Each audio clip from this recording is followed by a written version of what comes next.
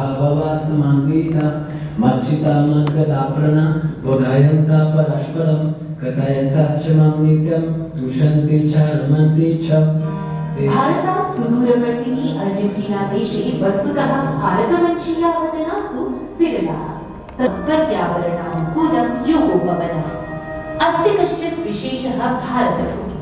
अत्रत्या पारिसहस्रवर्ष प्राचीना सूर्यनमस्कारपरम्परा, अत्रत्या योगजीवनशैली च अनायासमेव कमपि जनं मोहयतः।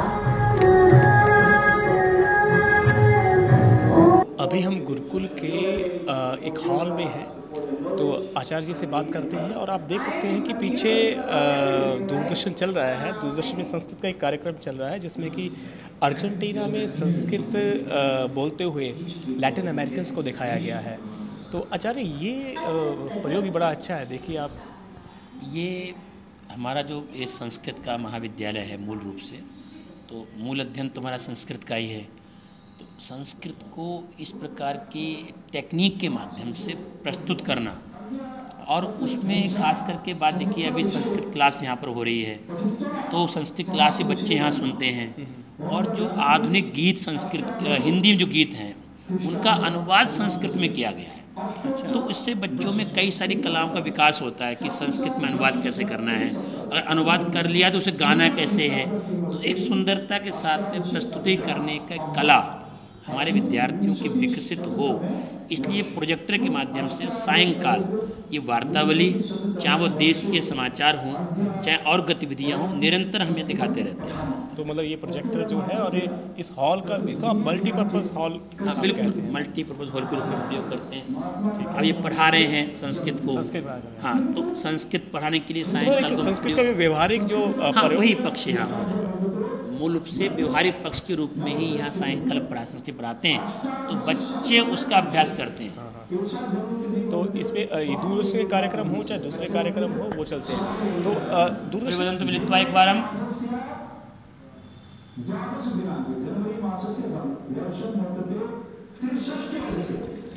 एक बार आचार्य, तो आपको क्या लगता है कि क्या 10 साल बाद, 20 साल बाद, 50 साल बाद या 100 साल बाद, जैसे कि अब बार बार ये बात आ रही है कि संस्कृत की जो रेलेवेंसी है वो फिर से बढ़ रही है? बिल्कुल बिल्कुल, ये हमें ना वास्तव में रिलेवेंस तब भी थी पर अब भी है। पर एक बात कही जाती है कि ये कभी भी बोलचाल की भाषा नहीं थी, क्या ये सत्य है? ऐसा नहीं है। अगर ऐसा होता तो हम लोग जो संस्कृत के प्राचीन ग्रंथ पढ़ते हैं, उन संस्कृत के मूल प्राचीनतम मूल संस्कृत ग्रंथ के अंदर ही हैं। इसलिए भारत की ऐतिहासिक भाषा भी संस्कृत है। ध्यान दो, संस्कृत का महत्व ऐतिहासिक दृष्टिकोण से भी है। संस्कृत का महत्व बहुत सारे दृष्टिकोण से है। जैसे सांस्कृतिक महत्व संस्कृत का है, संस्कृत का वैज्ञानिक महत्व है, उसी प्रकार संस्कृत का ऐतिहासिक महत्व है, क्योंकि भारतवर्ष का इतिहास या इतिहास परक सारी व्यवस्थाएं, सारी परंपराएं, सारी कथा कहानी हमारे मूल संस्कृत ग्रंथों में है। तो और भारत के इतिहास को जानना है तो संस्कृत को जानना अनिवार्य है। तो अभी क्या चल रहा है कार्यक्रम? ये संस्कृत पढ़ाने का काम हो रहा है।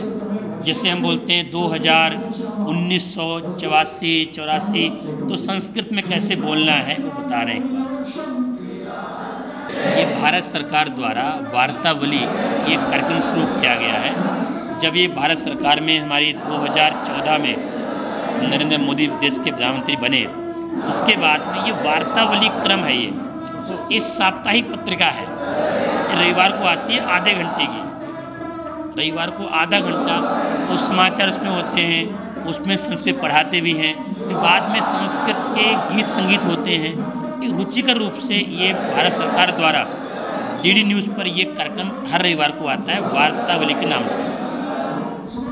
तो आप देख सकते हैं कि ऐसा लग रहा है कि जो टीवी में जो कार्यक्रम करवा रहे हैं आचार्य, वो सीधे यहाँ पर संबोधित कर रहे हैं।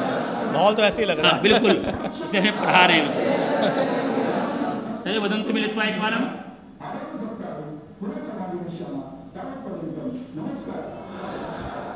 आचार्य, उनके नाम के आगे भट्ट था, जीताराम भट्ट, कुछ ऐसा। उनकी आदि होता है कई बार, इसलिए प्रत्येक नाम का एक कई बार हमें अर्थ पता नहीं होता, परंतु हाँ, अगर थोड़ा सा हम शोध करें इसके बहुत सारे सभी नामों का इतिहास उनका एक महत्वपूर्ण उसका वो किस घटना के साथ संबद्ध है वो है मालूम।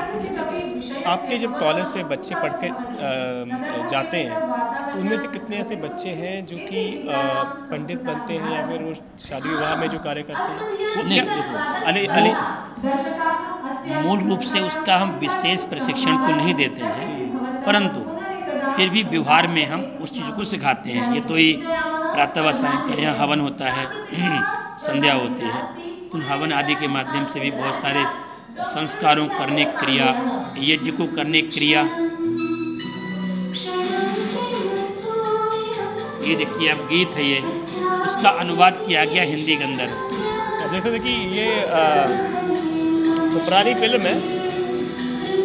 हाँ, फिल्म भूल रहा हूँ क्या नाम है? अभी दिखाएंगे। अच्छा,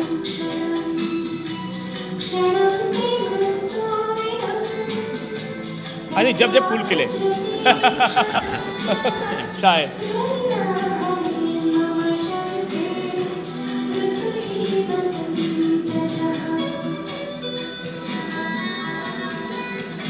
तो इसमें कई विद्यार्थियों ने हमारे यहाँ से अनुवाद करके भेजा है।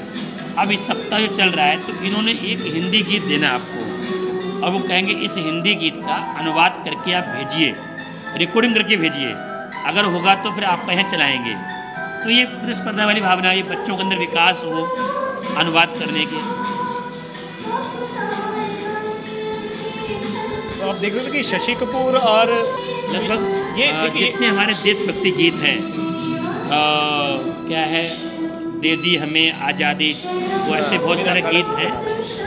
सारे गीतों का अनुवाद संस्कृत में हो चुका है और वो देशभक्ति गीत संस्कृत के इस प्रकार से सुनते भी हैं ऑडियो वीडियो के माध्यम से, और कई बच्चों को गीत याद भी हो गए हैं। इसमें क्या होता है कि हम भाषा को गीत संगीत से सीख रहे हैं। अंग्रेजी का एक कारण बड़ा अच्छा रहा कि अंग्रेजी हिंदी गानों के बीच में आ गई, और बीच में आने से लोगों ने अंग्रेजी सीखा।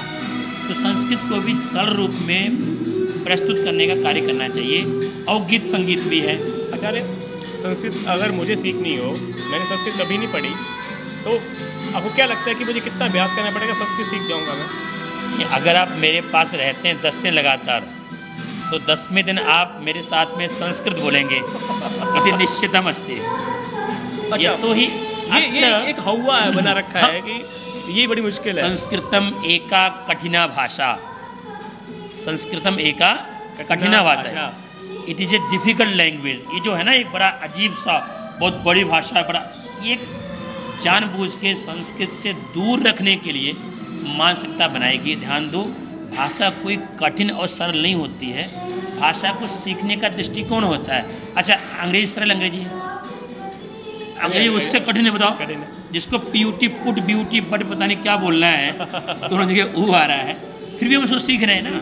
तो इसलिए है संस्कृत की उपयोगिता आज हमें सिद्ध करने की आवश्यकता है, चाहे वो हमारे देश का प्रजा वर्ग है, चाहे वो देश के नेता वर्ग है, चाहे देश का संविधान है। हर प्रकार से हर व्यक्ति को संस्कृत के साथ में एक अपने आप की उसकी उपयोगिता सिद्ध करनी पड़ेगी। अब ये अगला गीत आ रहा है, रंग दे बसंती, ये अगला अनुवाद से भेजना है, इन्होंने एडवांस दे दिया है। हमारे बच्चे भी इसमें लिख के भेजते हैं। कई बच्चे इसमें अनुवाद करते हैं। आपका शुभ नाम? नरेश कुमार। नरेश जी, गाना कौन सा है? तुझको ना देखो तो जी घबराता है, ये जो हिंदी सॉन्ग है जानवर फिल्म का, जी जी, तस्य गीतस्य हम अनुवाद संस्कृतेन कृतमस्मि। ओके, चलो करिए शुरू। पश्यामि त्वां न तो हृदयं बिभेति, पश्यामि त्वां न तो हृदयं बिभेति, त्वां दृष्ट्वा हृदयं मे सुखम् अनुभवति, त्वां दृष्ट्वा हृदयं मे सुखम् अनुभवति। इदं कथं सम्बन्धः कथमस्ति योगा, इदं कथं सम्बन्धः कथमस्ति योगा, त्वां दृष्ट्वा हृदयं मे सुखम् अनुभवति, त्वां दृष्ट्वा हृदयं मे सुखम् अनुभवति।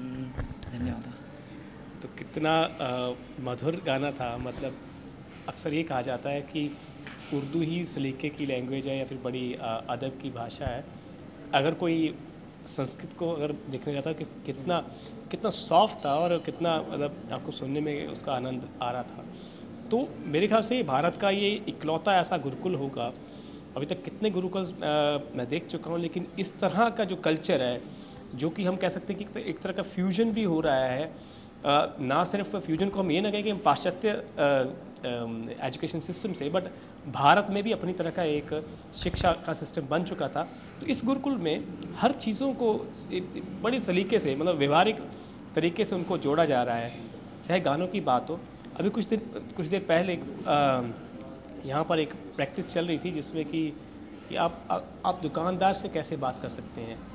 तो यहाँ पर इस तरह की वर्कशॉप भी होती रहती हैं जिसमें एक बच्चा जो है वो सब्जी विक्रेता बनता है और दूसरा ग्राहक बनता है और आपस में वो बात करते हैं।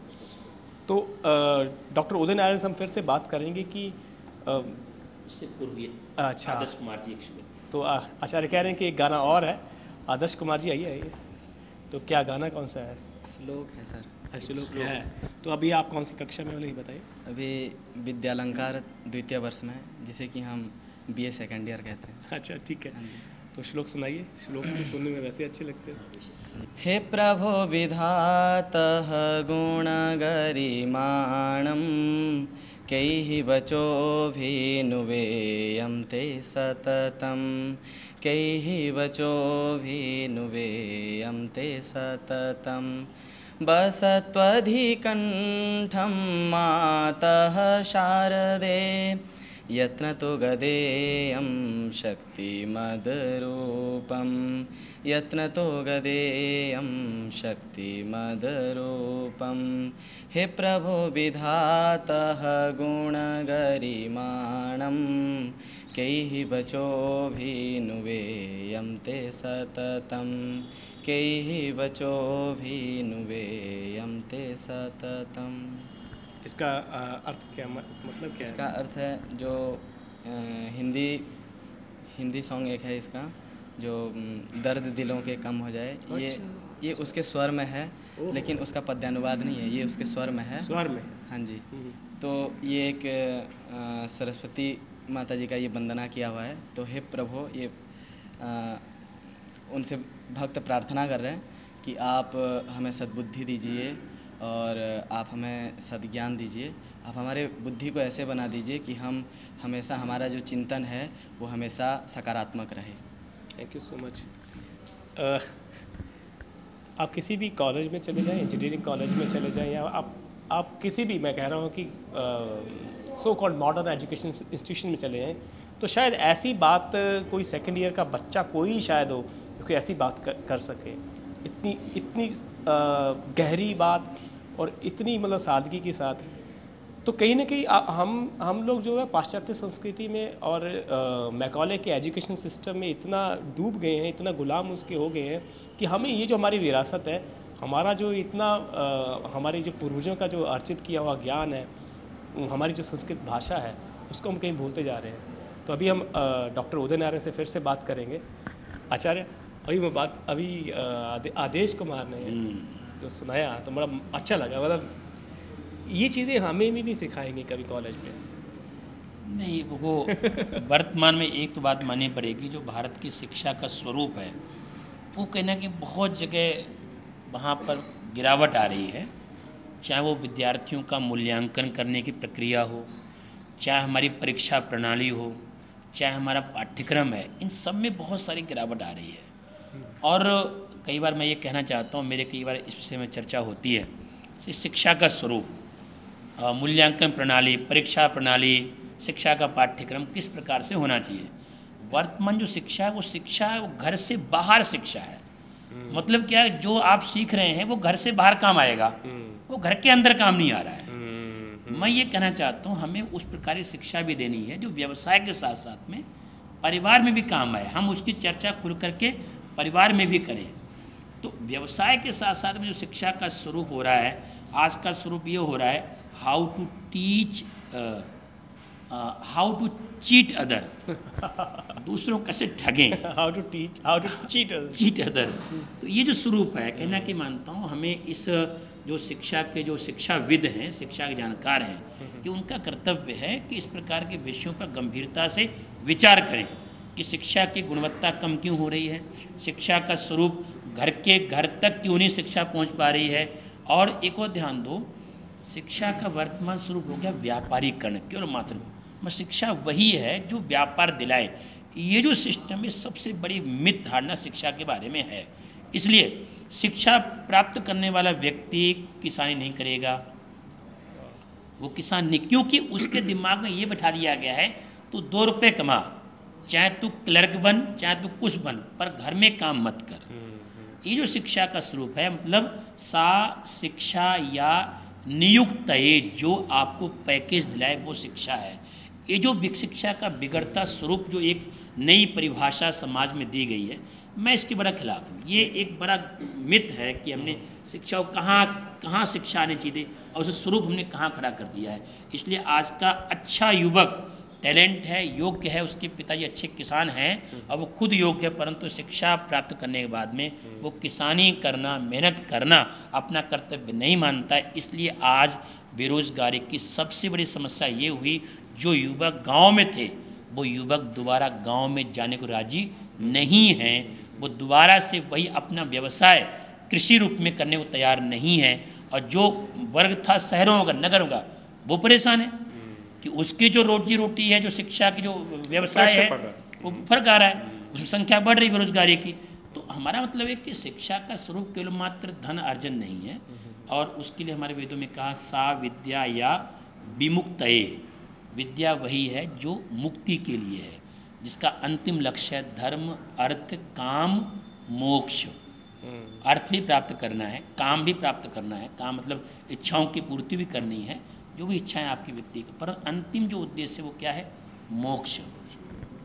तो सा विद्या या विमुक्त है, मुक्ति के लिए विद्या को पढ़ना चाहिए।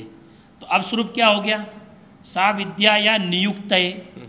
विद्या वो है जो नियुक्ति कराए आपको, जो आपको सिलेक्शन कराए, जो आपको पैकेज दिलाए। ये जो स्वरूप बदल गया है, ये बहुत सारी कमियां हैं। और मैं कहना चाहता हूँ जितने हमारे शिक्षाविद हैं, कहीं ना कहीं जो टॉप क्लास के ऑफिसर्स बना है, जो इस प्रकार की पॉलिसी का, ये जो एजुकेशन पॉलिसी का निर्माण करते हैं, बनाते हैं, उनको भी थोड़ा ग्राउंड स्तर पे किस प्रकार शिक्षा की आवश्यकता है, वो शायद इसमें परिश्रम नहीं करते हैं, या परिश्रम करते हैं परंतु प्रयोगात्मक उसको करने का काम नहीं कर पाते हैं। ये उनकी बड़ी जिम्मेदारी है जो शिक्षाविद हैं कि वो इसको बड़ा गंभीरता से लें और ये लेके आएँ कि वो शिक्षा हमने देनी है बच्चों को, जो शिक्षा परिवार के अंदर भी आए, वो शिक्षा के परिवार के बाहर ना रहे, उसको हम अंदर तक लेके आएँ।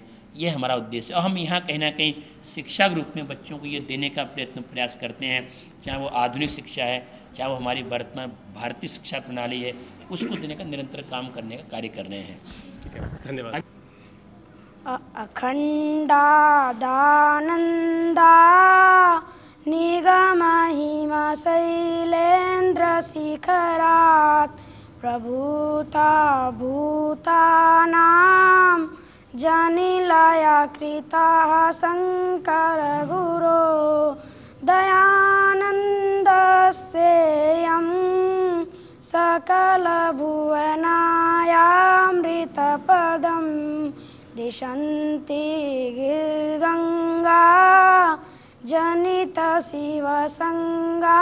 विजयते पूषयन्ति पुरुषं हारान् चन्द्रोज्ज्वलाः न स्नानं न विलेपनं न कुसुमं नालङ्कृता मूर्धजाः वान्येकासमलङ्करोति पुरुषं या संस्कृता धार्यते क्षीयन्ते खलु भूषणानि सततं वाग्भूषणं भूषणम्।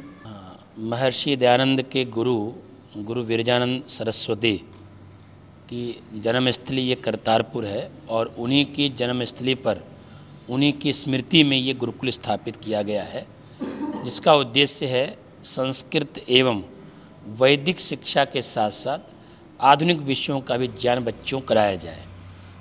वस्तुतः आधुनिक शिक्षा के लिए बहुत सारी जगह हमारे भारतवर्ष में उपलब्ध हैं, चाहे वो IITs बना हों, चाहे और संस्थाएं बहुत सारी हों, परंतु वैदिक दृष्टिकोण जो भारत की मूल धरोहर है, संस्कृत जो मूल धरोहर है, हमारा उद्देश्य किसी संस्था के साथ में या किसी विशेष विषय के साथ में नहीं है कि मालूम पड़ा कि हम किसी के विरोधी नहीं हैं, परंतु जो जिससे भारत का अपना गौरव है, जिससे भारत की अपनी अस्मिता है, उस भाषा के प्रचार प्रसार के लिए भी हम भारतीयों को प्रयत्न व प्रयास करना चाहिए।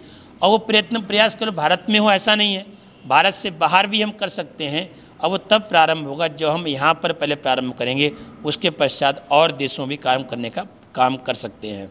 दूसरी बात मैं कहना चाहता हूँ, वर्तमान में शिक्षा के स्वरूप के लिए मैं सभी शिक्षाविदों से, जितने भी हमारे एजुकेशनिस्ट हैं, वो सभी महर्षि देवदयानंद की शिक्षा के स्वरूप को अवश्य पढ़े।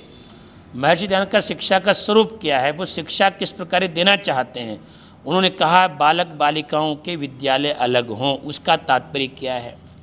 मातृवान पितृवान आचार्यवान पुरुषो वेद, इसका तात्पर्य क्या है। शिक्षा के स्वरूप, शिक्षा की मूल्यांकन प्रक्रिया, इस सारे स्वरूपों को हमें देश में ठीक करने के लिए ऋषि दयानंद के शिक्षा के स्वरूप को पढ़ना पड़ेगा।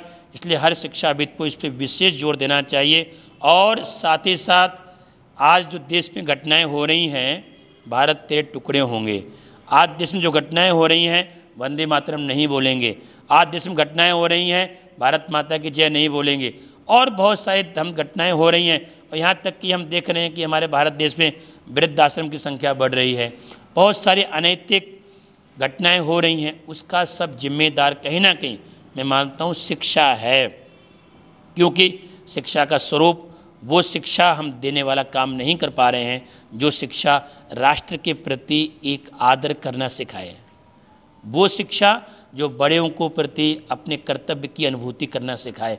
अधिकार तो करते हैं पर कर्तव्य की अनुभूति शायद आज की शिक्षा हमें नहीं कराती है। इसलिए हमारे सभी कार्यकर्ताओं का, सभी सरकारी कार्यकर्ताओं का यही जोर होता है कि हमारे अधिकार हमें दो, चाहे महिलाएं हैं, चाहे पुरुष हैं, चाहे वो दलित हैं, चाहे किसी प्रकार का विशेष वर्ग का व्यक्ति है, वो अपने अधिकारों की बात करता है। इसलिए मूल रूप में मेरा तात्पर्य है हम अपने शिक्षा के स्वरूप को सही रूप में लाने का प्रयत्न प्रयास करें और इस शिक्षा को इतना उत्तम क्वालिटी शिक्षा का स्वरूप बनाएं जिससे कि एक वास्तव में भारत पुनः विश्व गुरु बन सके। और विश्व गुरु बनने का सामर्थ्य आप और हम में है, कर सकते हैं। वह शर्त एक है, एक बार मिल करके एक मानसिकता बनाने की आवश्यकता है और उस मानसिकता बनाने से निश्चित ही हम और हमारा देश आगे बढ़ेगा। देश बढ़ेगा तो मैं आगे बढ़ूँगा, देश है तो मैं हूँ, अगर देश सही है तो मैं सही हूँ, अगर देश में भ्रष्टाचार है तो मेरे अंदर भ्रष्टाचार है, अगर देश गुलाम है तो मैं गुलाम हूँ। इस प्रकार के संबंध भारत के प्रति, देश के प्रति, मातृभूमि प्रति का रहेगा तो निश्चित हमारा देश आगे बढ़ेगा। मैं आप सभी श्रोताओं का और विशेषकर भारतभूमि.com के अधिकारियों का, उनके पत्रकारों का विशेष आभार व्यक्त करता हूं। उन्होंने आज इस गुरुकुलम पहुंच करके हमारी पूरी दिनचर्या को देखा है और अकस्मात कोई पूर्व योजना नहीं है। जो आप यहाँ देख रहे हैं व्यवस्थाएं, वो सामान्य रूप से हमेशा रहती हैं। जो सामान्य रूप से विद्यार्थी घूम फिर रहे हैं वो हमेशा रहता है, कोई विशेष नहीं किया हमने। ये आप कभी भी गुरुकुल करतारपुर जलंधर डिस्ट्रिक्ट में पड़ता है पंजाब के अंदर, आप कभी भी हमारे गुरुकुल में आप आइए, आपका स्वागत है। बहुत बहुत धन्यवाद।